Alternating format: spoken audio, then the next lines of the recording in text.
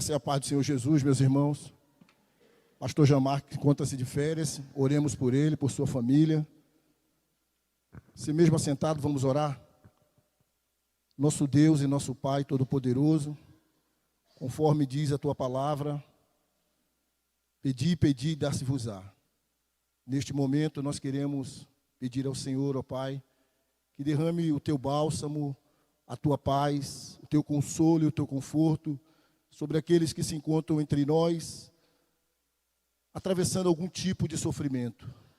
Que seu coração seja consolado, confortado, acalentado, e que pelo poder do Espírito Santo, o teu povo aqui seja fortalecido, e que nós sejamos inclinados, ó Deus, pelo poder do Espírito Santo e da tua graça, a buscarmos o Senhor acima de tudo, independente das circunstâncias. Como disse o salmista Davi, o teu louvor estará nos meus lábios em todo o tempo. Consola aqueles que estão aqui, Senhor, afligidos por uma semana difícil, afligidos por tribulações, provações, que sejam sustentados, ó Deus, pelo mesmo poder com o qual o Senhor ressuscitou ao Senhor Jesus Cristo. Sobre a nossa cidade, o nosso estado, a nossa nação, venha o teu socorro, venha a tua bênção, porque todas as nações pertencem ao Senhor. Abençoa com paz a cidade de Garanhuns. Agora, Senhor, prepara o nosso coração para recebermos a semeadura da tua palavra. Que o nosso coração esteja contrito, aberto, que nossas mentes estejam cativas a Cristo e que possamos, ó Deus, ouvir a tua voz. Quanto a mim, peço graça e poder do Espírito Santo para suplantar as minhas limitações e me ajudar a pregar com graça, poder e verdade a sua palavra. Em nome de Jesus. Amém. Tiago, a partir do versículo 19, capítulo 1 até o 27, estarei lendo, a igreja acompanhe por gentileza. Sabeis estas coisas, meus amados irmãos. Todo homem, pois, seja pronto para ouvir, tardio para falar, tardio para se irar. Porque a ira do homem não produz a justiça de Deus. Portanto, despojando-vos de toda impureza e acúmulo de maldade, acolhei com mansidão a palavra em vós implantada, a qual é poderosa para salvar a vossa alma. Tornai-vos, pois, praticantes da palavra e não somente ouvintes, enganando-vos a vós mesmos. Porque se alguém é ouvinte da palavra e não praticante, assemelha-se ao homem que contempla num espelho o seu rosto natural, pois a si mesmo se contempla e se retira, e para logo se esquece de como era a sua aparência. Amém, irmãos? Eu quero falar sobre a importância de nós termos uma vida centrada na palavra. Não saiu o tema da mensagem ali, mas o tema é esse. Uma vida centrada na palavra.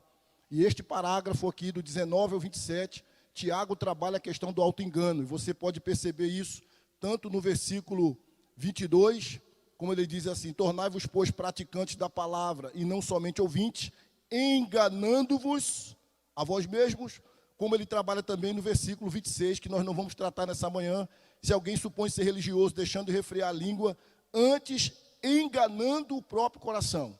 Então ele trabalha a questão do auto-engano. Como é terrível uma pessoa ser enganada pelo diabo. O diabo surrupiar a verdade do coração e aquela pessoa ser enganada pelo Satanás. Mas creio ser ainda pior a pessoa ser enganada por si mesmo. Ela viver com um auto-engano no seu coração. Ela tem uma situação de engano e alimentando essa situação. Infelizmente, irmãos, é uma dura realidade de que muitos crentes que pensam ser salvos não estão salvos. Quando eu quero dizer crente, eu quero dizer pastor, líder. Muitos, pensando ser crentes, não são crentes. Lembre-se de Mateus 7, 22 e 23. Quando muitos estarão diante do Senhor Jesus dizendo, Senhor, Senhor, em teu nome expulsamos demônio, curamos enfermos, profetizamos. E ele olhará para aquelas pessoas e dirá: apartai-vos de mim, eu nunca vos conheci. Ainda o que diz em Apocalipse 3,17, a palavra de Deus se referindo à igreja de Laodiceia, onde eles se achavam ricos, abastados. E Cristo diz: vós não sabeis que sois pobres, miseráveis, cegos e nus. E muitas pessoas estão vivendo dentro da igreja de Cristo. E quando eu estou falando dentro da igreja, igreja com I maiúsculo, igreja em toda a terra, vivendo o auto-engano. E como nós podemos nos identificar como crentes verdadeiros? À luz desse texto, nós podemos perceber-nos como discípulos de Jesus, primeiro, quando somos nascidos da palavra, quando acolhemos a palavra, quando praticamos a palavra, quando nos relacionamos governados pela palavra. Se eu sou nascido da palavra, se eu pratico essa palavra, se eu dou ouvidos a essa palavra, isso me dá garantia de que de fato e de verdade a salvação está na minha vida. O tempo todo a Escritura nos chama para essa análise. Eu sou crente, eu estou em Cristo, a minha fé tem progredido. Porque o que temos percebido no dia a dia são pessoas que vivem de segunda a sábado de qualquer maneira. No domingo elas vão para uma igreja evangélica, pode ser presbiteriana, assembleia, batista, mas de segunda a sábado, muitas vezes, a vida dela não é diferente da vida de um espírita, da vida de um budista, da vida de um ateu. As práticas são parecidas. Mas é necessário, irmãos, que a nossa vida esteja de fato e de verdade governada pela palavra, centrada na palavra, penetrada pela palavra. Essa palavra precisa fazer toda a diferença no nosso viver. Precisamos ter no nosso dia a dia, quanto mais o dia de Cristo voltar se aproxima, o hábito de lê-la, de estudá-la, de ser confrontado por ela, de medir nossas práticas à luz da Escritura. Não é simplesmente o fato de ser um membro de uma igreja, de vir a uma igreja, mas é de relacionarmos com a palavra de Deus. Então vivemos uma sociedade de crentes que muitos têm vivido o auto-engano, irmãos. Muitas pessoas têm se equivocado com a doutrina da graça, interpretado a doutrina da graça de maneira equivocada, achando que graça, ela é licença para nós pecarmos. A graça é uma dádiva, a salvação é pela graça, é um presente de Deus. De fato, ninguém vai ser salvo por obras. Mas essa salvação, irmãos, ela precisa ser identificada no nosso modo de viver diante de um mundo perverso e cruel e que não está nem aí para a palavra de Deus. Então, nosso tema hoje é esse: uma vida centrada na palavra. Qual o relacionamento que eu tenho tido com a palavra de Deus? Que características eu posso encontrar numa pessoa que de fato chama-se o discípulo verdadeiro de Cristo e tem a sua vida centrada na palavra? Em primeiro lugar, esta pessoa, ela nasce da palavra. Veja no versículo anterior ao primeiro que nós lemos, o versículo 18. Por favor, mantenha a sua Bíblia aberta. Veja o versículo 18. Diz assim, vamos ler juntos? Pois, segundo o seu querer, ele nos gerou.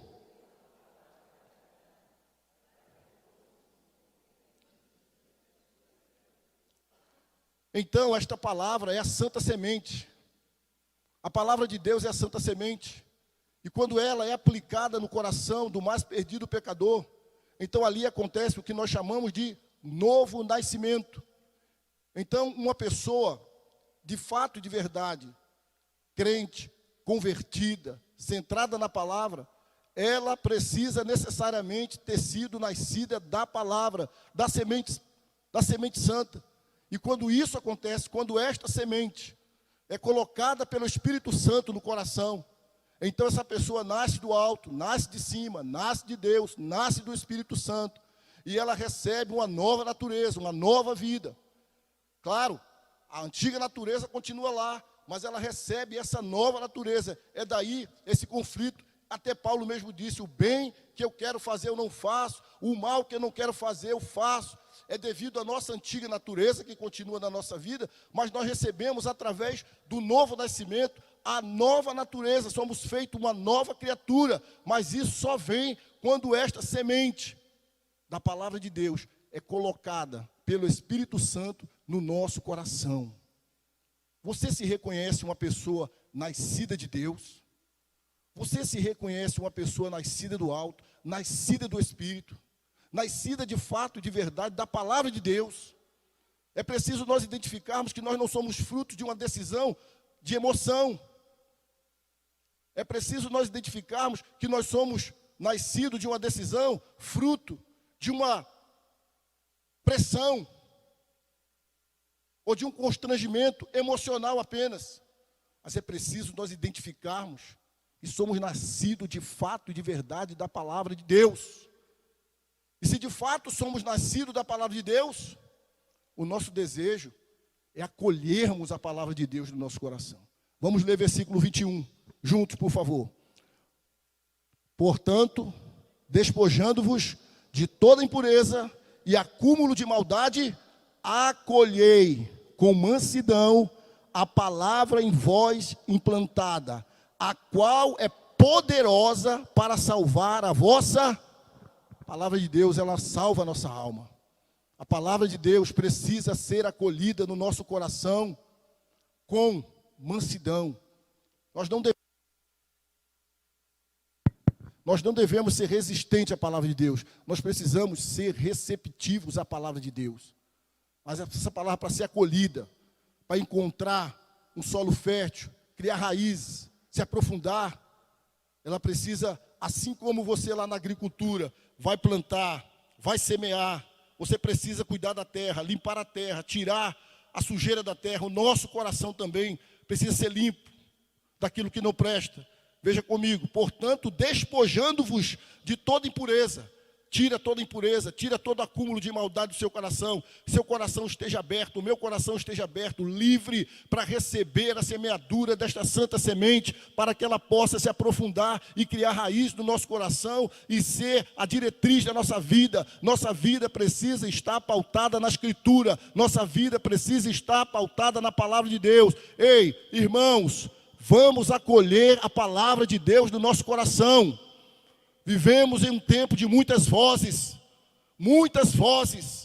mas nós precisamos dar ouvido e dar o coração à voz que de fato, de verdade interessa, a voz de Deus, para que essa voz norteie o nosso caminho, as nossas ações, a nossa vida, os nossos relacionamentos. Portanto, acolhei com mansidão, despojando-vos de todo o acúmulo de maldade. Tem que sair do nosso coração a mágoa. Às vezes a palavra é pregada, mas ela não consegue penetrar o coração, porque o coração está abrigando uma mágoa, um ódio, uma inveja, uma amargura, e não há espaço para que essa palavra ela possa frutificar, produzir, enraizar, porque é um acúmulo de maldade dentro do nosso coração. E o texto está dizendo que precisa ter uma preparação no nosso coração para recebermos uma palavra. Irmão, esse momento na igreja de nós virmos aqui, basicamente 2 vezes por semana, para ouvir a palavra de Deus, deve ser precedido de uma preparação. A gente não pode vir à igreja ou culto como nós vamos para um jogo de futebol. A gente já precisa sair de casa e talvez, quem sabe, já ir dormir no sábado, preparando o coração, orando, para que chegue aqui, a palavra encontre assento no seu coração, lugar no seu coração.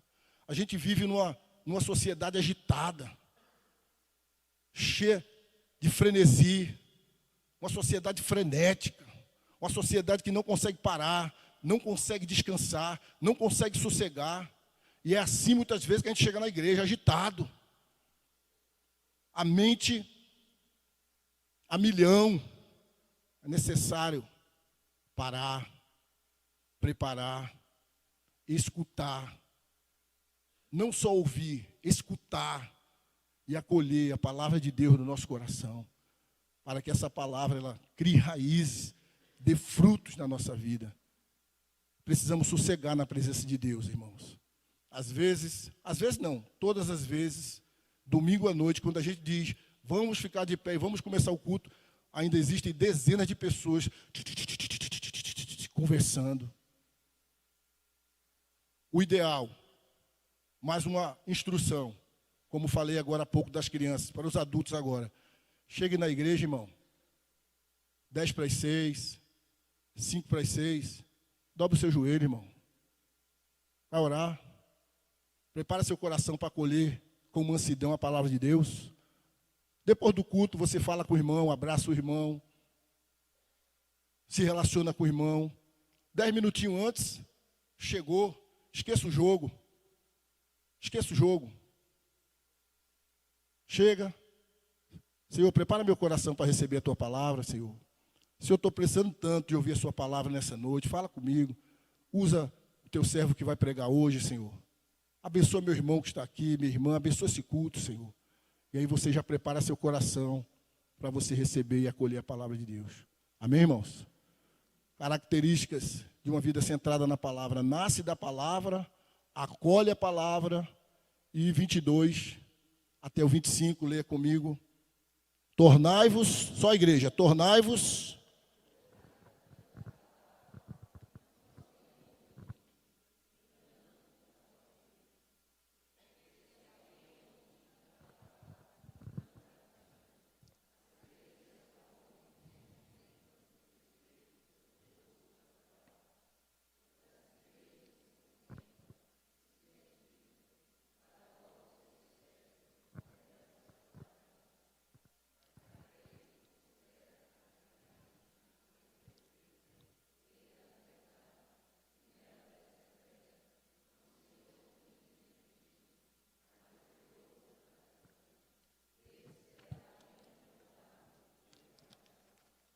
bem-sucedido em tudo que faz. Irmãos, a outra característica, terceira, quem tem uma vida centrada na palavra, ele é um praticante da palavra, irmãos.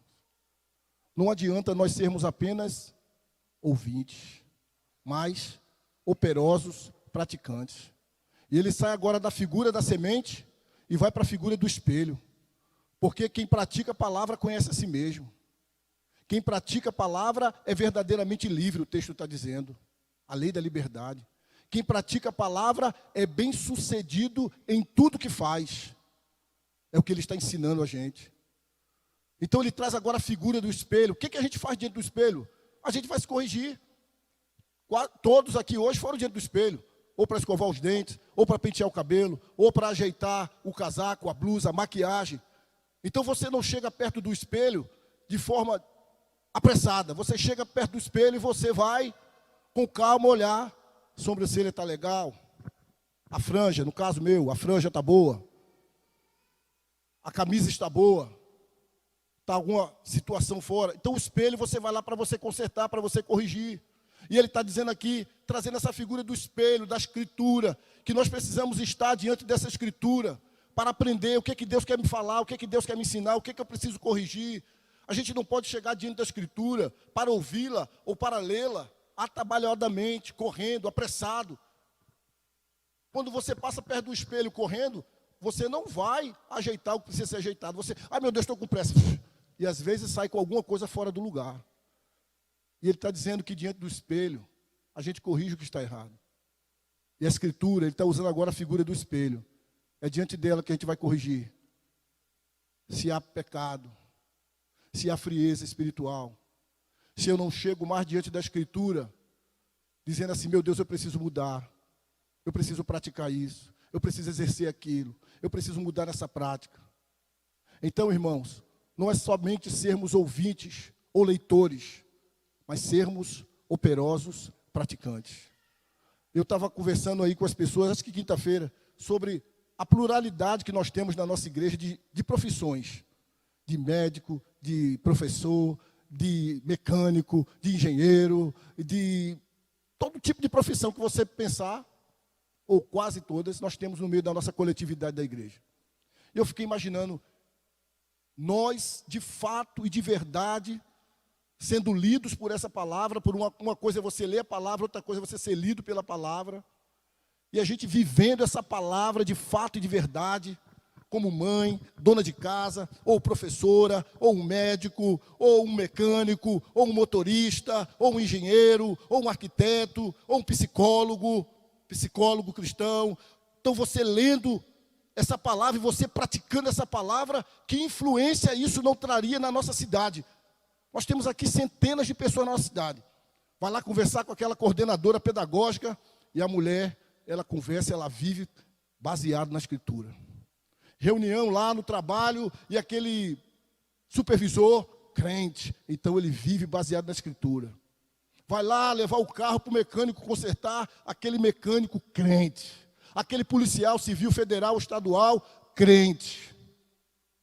Aquela dona de casa crente, ela cria seus filhos, conduz sua casa à luz da Escritura. Então faz diferença, irmãos. Diz as estatísticas que nós somos milhões e milhões e milhões de evangélicos no Brasil. Mas eu não sei se isso é para comemorar ou para a gente chorar. Porque onde está sendo feita a diferença? Então é fazer diferença no negócio, no trabalho, no namoro, no lazer. Praticante da palavra de segunda a segunda, de domingo a domingo. Ter a nossa vida de fato, os nossos atos de fato governados pela palavra, irmãos. E isso vai fazer diferença. E isso vai trazer para você e para mim, sabe o quê? Ojeriza do mundo, perseguição do mundo, perda de amizade, perda de relacionamentos. Por quê? Porque se de fato a gente praticar a palavra, muitos vão se afastar da gente. Agora não é se afastar de mim, de você, por nós sermos chatos, pegajosos. Mas se for pelo fato da gente estar obedecendo a palavra, então a vida centrada na palavra, irmãos, ela não só ouve, ela pratica a palavra de Deus. Interrogação. Tenho sido eu um ouvinte negligente ou um operoso praticante da palavra de Deus?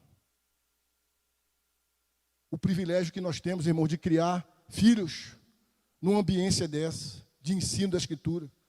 Vamos ter aí 4 dias da semana pregando a palavra para as crianças. Sábado, palavra para adolescente, palavra para o jovem. E você, pai, precisa ser comprometido de trazer o seu filho, adolescente, sua criança, para trazer e expô-lo à pregação da palavra de Deus, para que essa palavra seja acolhida no seu coração, para que essa palavra crie raízes.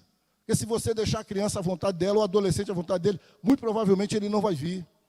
Ele vai ter sono, ele vai ter preguiça. Mas cabe ao pai entender, principalmente o pai, figura masculina, sacerdote do lar, entender que é importante para o filho ouvir a palavra, aprender a palavra e trazer para a igreja, e expor essa criança à palavra, expor esse adolescente à palavra. E no meio da semana, conversar com esse filho, com essa criança, o que você aprendeu, o que você tem aprendido, para que nós sejamos de fato e verdade famílias praticantes da palavra do Senhor. Que a nossa vida, irmãos, seja uma vida de fato e de verdade pautada na palavra de Deus. Deixa eu ler um fato para você aqui. Eu separei aqui para ler. É de um livro chamado O Escândalo do Comportamento Evangélico. Pessoas que se dizem evangélicas, mas elas não vivem de acordo com a Escritura. Deixa eu ver a hora aqui. Trata-se de um comportamento escandaloso para pessoas que dizem ser nascidas de novo pelo Espírito Santo e desfrutar da presença do Senhor ressurreto em suas vidas. Talvez não seja também surpreendente o fato de que os não cristãos têm uma visão negativa dos evangélicos. Dizer que há uma crise de desobediência no mundo evangélico é subestimar perigosamente o problema. Cristãos nascidos de novo se divorciam em mesmo número que o restante da população. O materialismo egoísta tem seduzido os evangélicos e rapidamente desestimulado nossa contribuição financeira, outrora ligeiramente mais generosa. Então, hoje os evangélicos se divorciam tanto quanto os não evangélicos. Hoje há no meio dos evangélicos um materialismo igual aos não evangélicos. Então ele vai trazendo aqui algumas características de pessoas que se dizem evangélicas, mas que essas características não deviam estar ali. O evangélico não deve ser materialista. O evangélico não deve tratar, isso vai ser no outro ponto, a sua esposa, ou seu filho, ou seu marido, de maneira rude, arrogante, grosseira. Então eles fizeram uma pesquisa dizendo assim, tem muitas pessoas que se dizem evangélicas, mas a vida dela não é pautada pela Escritura. E o último ponto, irmãos, é relacionamentos governados pela palavra de Deus, versículos 19 e 20, e assim a gente compreende essa perícope do versículo 19 ao 25. Agora, a vida de quem é governado pela palavra tem relacionamentos governados pela Escritura. Sabeis estas coisas, meus amados irmãos. Todo homem, pois, seja pronto para ouvir, tardio para falar, tardio para se irar, porque a ira do homem não produz a justiça de Deus. Amém, irmãos? Nossos relacionamentos devem ser caracterizados pelo ensino das Escrituras. Não é pela ira, não é pela gritaria, não é pela ignorância, não é gritando com o filho, não é gritando com o esposo, não é gritando com a mulher, não é gritando com o empregado, não é gritando com o patrão, mas tendo relacionamentos governados pela palavra de Deus, sendo prontos, rápidos. A palavra aqui é táxi, sendo prontos. Você pega um táxi, você está com pressa, sendo prontos para ouvir, tardios para falar e tardios para se irar. Tem pessoas que você tem até medo de falar alguma coisa com ela, porque qualquer coisa que você vai falar é uma explosão, é uma confusão, é uma guerra. Se a nossa vida, se os nossos relacionamentos forem governados pela palavra de Deus, nós seremos mansos, educados, sábios, prontos para ouvir. Quantas pessoas estão adoecendo dentro das nossas famílias, porque dentro de casa ela não se sente à vontade para falar. Quantas crianças que não podem falar das suas fantasias, dos seus pensamentos lúdicos, porque o pai ou a mãe está cansado. Tem 3 jornadas diárias de trabalho por dia. Não há tempo para ouvir criança. Quantos adolescentes vivenciando a sua crise da adolescência, e ele não pode contar com o pai, nem com a mãe, porque eles não têm tempo para ouvir, eles estão cansados, eles estão correndo muito, eles estão trabalhando para dar o melhor para esse adolescente. E o adolescente dizendo: mãinha, o painho, o melhor que eu queria era que você me ouvisse, é que você estivesse aqui perto de mim, é que você estivesse mais presente na minha vida. E é assustador, irmão, sem querer fazer terrorismo, o número de adolescentes se automutilando, o número de adolescentes suicidando, o número de adolescentes que chegam com dificuldade dentro de casa, o pai e a mãe diz: como assim? Claro, você tem uma vida à parte do seu filho, você não ouve, você nem vê, você está correndo muito, você está trabalhando muito, você não está pronto para ouvir o seu filho. Aí o traficante ouve, aí o pedófilo ouve, aí o cara que vive na internet 24 horas só para seduzir ouve. Aí daqui a pouco você vê uma criança apaixonada por um estranho, que ele não sabe nem quem é, porque em casa ele não é ouvido, ele não é percebido. Quem é nascido da palavra, acolhe a palavra, pratica a palavra, precisa ter os seus relacionamentos governados pela palavra. Quantas esposas feridas, com grosseria de marido, crente, ou vice-versa. Quantos maridos para baixo, porque a mulher ergue o dedo, fala o que não deve.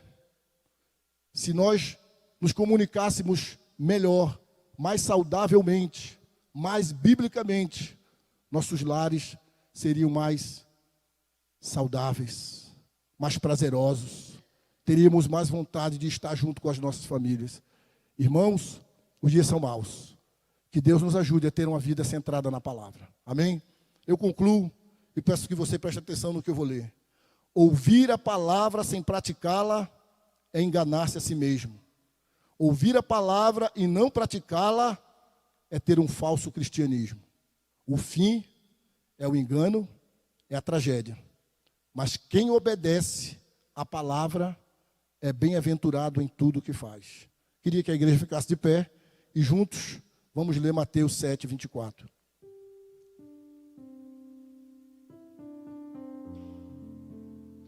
Pessoal da promoção das crianças, pode vir aqui para frente, Melry, Kilma, né? Pessoal que vai fazer a promoção das crianças.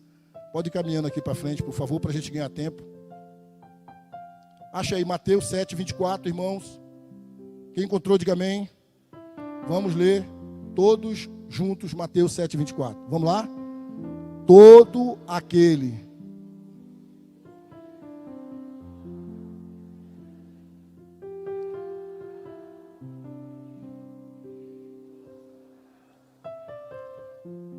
tenhamos a nossa vida centrada na palavra. Pai, que o Senhor nos ajude a ser uma igreja da palavra.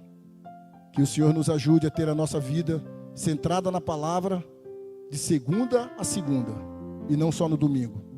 Coloca no nosso coração desejo pela palavra, prazer na palavra e capacita-nos pelo poder do Espírito Santo para sermos praticantes da palavra. Que ela seja acolhida no nosso coração. Que de fato, de verdade, Senhor, sejamos nascidos da palavra e que os nossos relacionamentos sejam governados pela Tua palavra. Se há entre nós pessoas que ainda não nasceram do alto, não nasceram de cima, não nasceram de Deus, não nasceram da palavra, que o Teu Espírito Santo possa operar este milagre nessa manhã. Em nome do Senhor Jesus. Amém.